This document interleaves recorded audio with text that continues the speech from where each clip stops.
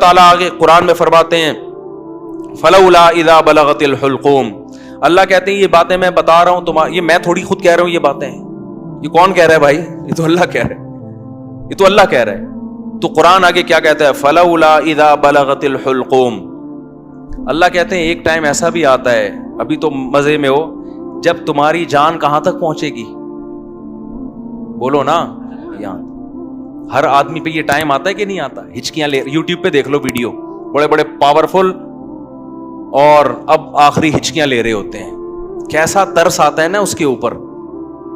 ہچکیاں لے رہا ہوتا ہے آدمی، کوئی کلمہ پڑھ رہا ہوتا ہے، کسی کی آنکھیں پتھرا رہی ہوتی ہیں اور بڑی حسرت سے لوگوں کو دیکھ رہا ہوتا ہے. فلولا اذا بلغت الحلقوم وانتم حینئذ تنظرون. اللہ کہتے ہیں تم بڑے بڑے طاقتور لوگ اس کے قریب کھڑے ہو کر اس کو دیکھ رہے ہوتے ہو کہ ابھی اس کی روح نکلنے والی ہے. ترجعونها ان کنتم صادقین. تم اس کی روح کو لوٹا دیا کرو. تمہارے پاس پیسہ بھی ہے، تمہارے پاس حکومت بھی ہے، تمہارے پاس امیزون میں تم نے بڑا بزنس بھی کیا ہوا ہے. اب کیا کیا؟ اگر تمہاری سائنسی ترقی بھی ہے تو تھوڑی دیر کے لیے کیا کر لو بھائی؟ اس کی روح کو کیا کر لو؟ تم بھی حسرت سے دیکھ رہے ہوتے ہو کہ ہمارا پیارا ہمارے سامنے دنیا سے جا رہا. یہ تو تمہاری 2 ٹکے کی اوقات ہے. اللہ ہمیں ہماری اوقات بتا رہا ہے. میرا خیال ہے بات سمجھ میں آ نہیں رہی آپ لوگوں کی. میرے اندر تو بھائی اتنے ہی پھیپڑے ہیں جتنا میں سمجھ. مجھے غصہ اس لیے آ گیا کہ پہلے بھی زنا ہوتا تھا، کم چھپتے تھے لوگ کہ پکڑے نہ جائیں. اب پوری یونیورسٹیوں میں لڑکے لڑکیوں کی بسیں بھر بھر کے جا رہی ہیں تفریح کے لیے. باپ خود اجازت دے رہا ہے بھائی تمہاری اپنی لائف ہے بیٹا، تم اگر بھنگن چمارن بننا چاہو تو ہم کون سا شریف لوگ ہیں، ہم بھی بھنگی اور چمار ہیں. بزبان حال وہ یہ کہہ رہا ہوتا ہے. سمجھ میں نہیں آ رہی؟ عزت دار آدمی کبھی اپنی لڑکی کو کسی غیر مرد کے ساتھ جانے نہیں دے گا. کہے گا میں مر جاؤں گا، میں دنیا کو کیا منہ دکھاؤں گا میں. لیکن اب اس کو پتا ہے دنیا کو میں منہ دکھاؤں گا، دنیا بھی میری تعریف کرے گی. بڑا لبرل قسم کا باپ ہے ماشاءاللہ. اپنی بیٹیوں پہ کوئی کسی قسم کا کنٹرول نہ ہے، نہ رکھنا چاہتا ہے. ڈانس کر رہے ہیں اپنی بیٹیوں کے ساتھ، ناچ رہے ہیں اپنی بیٹیوں کے ساتھ، لائکس مل رہے ہیں ان کو، لوگ شیئر کر رہے ہیں ماشاءاللہ جی. جو باپ محافظ تھا بیٹی کو حیا سکھانے کا، وہی بیٹی کی حیا نکال رہے ہیں. براڈ مائنڈڈ باپ ہے. کپڑے اتارو بھائی اس کے لوگوں کے سامنے، بہت زیادہ براڈ مائنڈ. گورا کو تو چڑیاں پہن کے ان کی بیٹیاں ان کے باپ کے سامنے ناچتی ہیں. براڈ مائنڈڈ بننا ہے تو پھر پورا بنو نا. یہ منافقت کیسی ہے؟ اگر غلط ہے تو پھر، اگر گورا غلط ہے تو پھر یہ عمل بھی غلط ہے جو یہاں ہو رہا ہے. شادیوں میں ناچ رہی ہیں بہنیں بھائیوں کے ساتھ. تو ناچ گانے پہلے بھی ہوتے تھے، تھوڑا حیا تھی، تمیز تھی لوگوں میں کہ کس کے سامنے ناچنا ہے اور کس سے اپنے ناچ کو چھپانا ہے. لیکن اب کیا ہو رہا ہے؟ غیرت ختم. وہی بات ہے جب آخرت پر ایمان ختم ہوگا، جب اللہ کے سامنے جواب دینے کا خوف ہی ختم ہو گیا تو پھر جو چاہے کرتے پھرو. تو قرآن کہہ رہا ہے ایک وقت آتا ہے جب تمہاری جان کہاں پہنچتی ہے؟ حلق میں، اور تم دیکھ رہے ہوتے ہو. وَنَحْنُ أَقْرَبُ إِلَيْهِ مِنْكُمْ. اللہ کہتے ہیں جتنے تم اپنے عزیز کے قریب کھڑے ہوتے ہو نا حسرت سے، ہم تم سے بھی زیادہ اس کے قریب ہوتے ہیں اور اس کی کیفیات کو جانتے ہیں.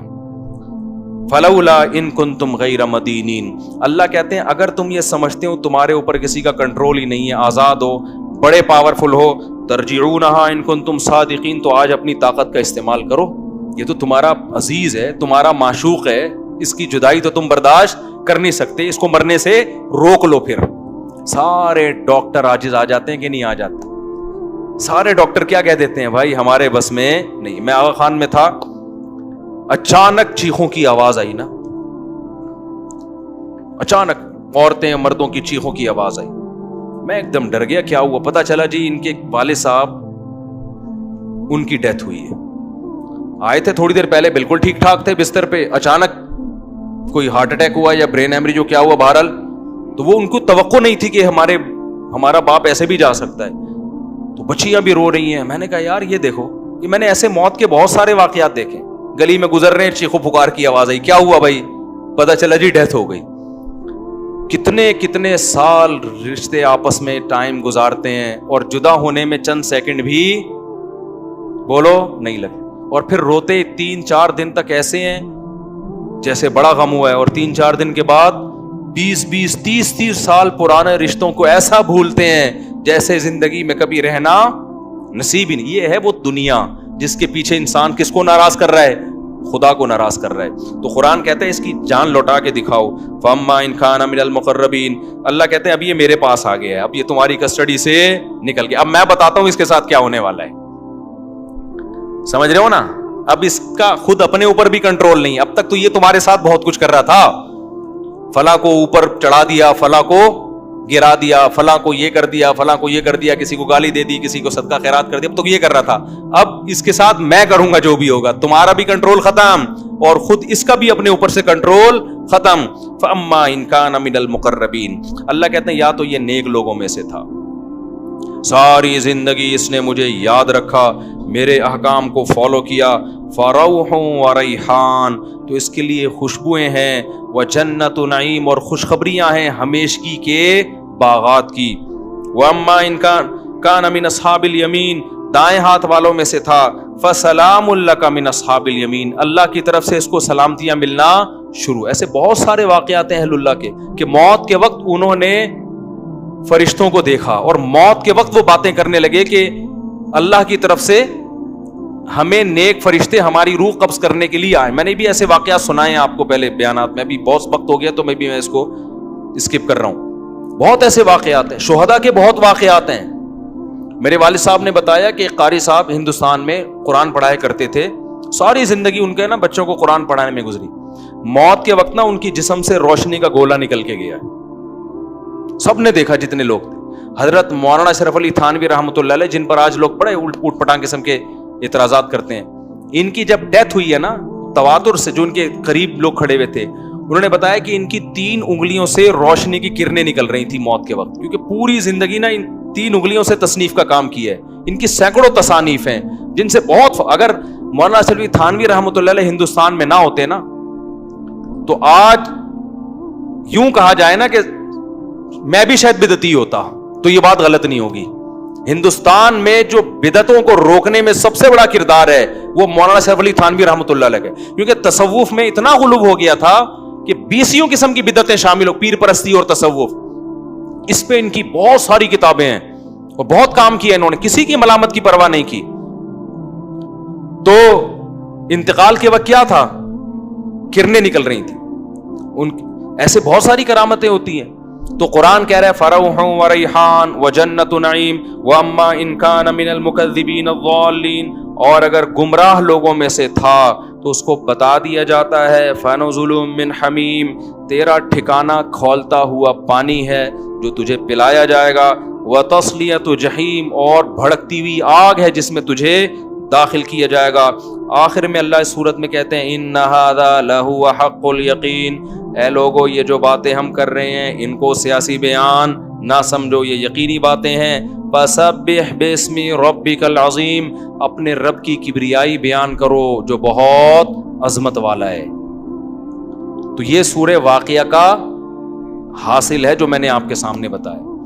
اللہ نے اپنی قدرت کو بیان کیا اور آخرت کی ہولناکیوں کو بیان کیا.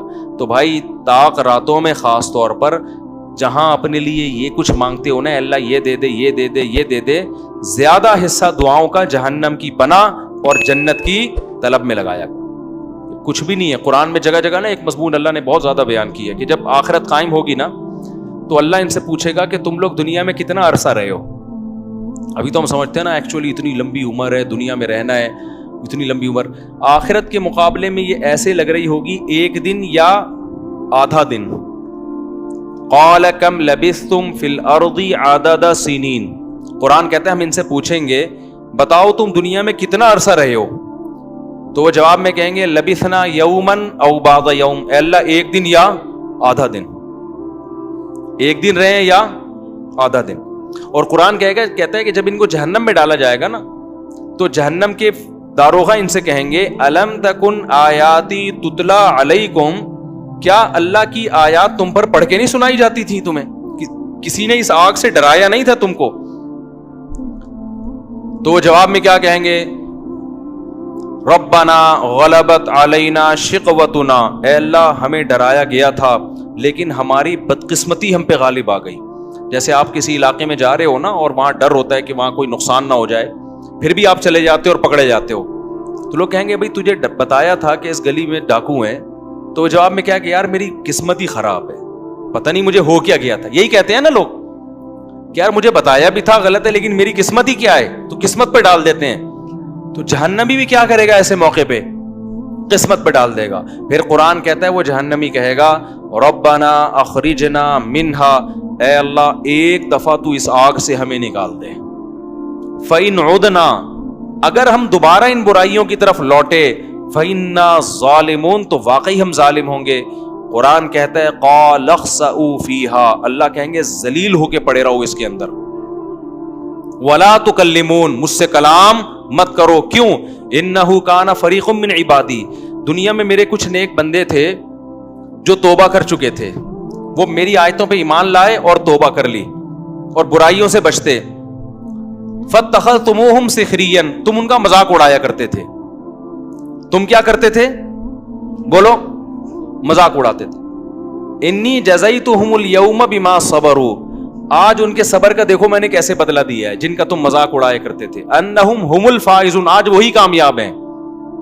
پھر آگے قرآن کہتا ہے کہ افا حسبتم انما خلقناکم عبثا, تم نے یہ سمجھ رکھا تھا کہ ہم نے تم کو دنیا میں بیکار پیدا کیا. بس میں 2 منٹ میں بات مکمل کر رہا ہوں. تم یعنی کیسے بے وقوف ہو کہ دنیا میں جب تمہیں جہنم سے ڈرایا گیا تم نے اس کو مذاق سمجھا, تو کیا تم یہ سمجھتے تھے کہ خدا نے تم کو پیدا کر کے ایسے ہی چھوڑ دیا, وہ ویسے ہی بنایا ہے کہ نائٹ کلب میں ناچو, شراب پیو, زنا کرو, ہومو سیکچولیٹی کی طرف جاؤ, ڈرامے دیکھو, فلمیں دیکھو, جو مرضی کرو.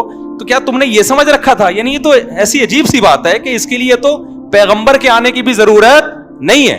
اب آپ بتاؤ جو آخرت کو نہیں مانتا اس سے بولے پھر ہماری زندگی کا مقصد کیا ہے, تو کیا مقصد بتائے گا بتاؤ؟ وہ کہے گا بھائی انٹرٹینمنٹ, راتوں کو کرکٹ کھیلو, دن میں سوتے رہو پڑے ہوئے, پھر فلم دیکھو, پھر ڈرامہ دیکھو, پھر لڑکیوں سے چھیڑ چھاڑ کرو, پھر سیٹنگ کرو. پیسہ بھی اس لیے کماؤ تاکہ چھیڑ چھاڑ میں آسانی ہو جائے. یہ جو پیسہ کما رہے ہیں نا عیاشی کے لیے کما رہے ہیں نا, تاکہ اور زنا ہو سکے, شراب پئیں اور موج مستی والی زندگی ہو. تو پیسہ بھی کوئی ان کا ہدف نہیں ہے, پیسے سے ہدف بھی عیاشی ہے. تو اللہ قرآن میں کہہ رہے کہ ہم ان سے کہیں گے افا حسبتم انما خلقناکم عبثا, تو کیا تم نے یہ سمجھ رکھا تھا کہ ہم نے تمہیں ایویں ہی پیدا کر دیا؟ وَأَنَّكُمْ إِلَيْنَا لَا تُرْجَعُونَ, اور تم ہمارے پاس واپس لوٹ کے نہیں آؤ گے, پیدا کر کے ہم نے چھوڑ دیا ہے. فَتَعَالَ اللَّهُ الْمَلِكُ الْحَقُّ, اللہ کہتے ہیں اللہ اس عیب سے پاک ہے کہ ایویں ہی انسان کو بنائے اور چھوڑ دے کہ جو چاہے کرتے رہو. یہ تو بہت بڑا الزام ہے, اللہ اس الزام سے کیا ہے؟ بری ہے. ایسا مجرم اللہ نہیں ہو سکتا. تو پھر بھائی اس سے زیادہ کوئی وضاحت ہو سکتی ہے اللہ کی طرف سے؟ بولو نا. اس کے بعد بھی کوئی حجت رہ گئی ہے؟ پھر بھی اگر میرے بھائی کسی کی بدبختی آئی بھی ہے نا تو وہ جو مرضی کرے. کیا خیال ہے؟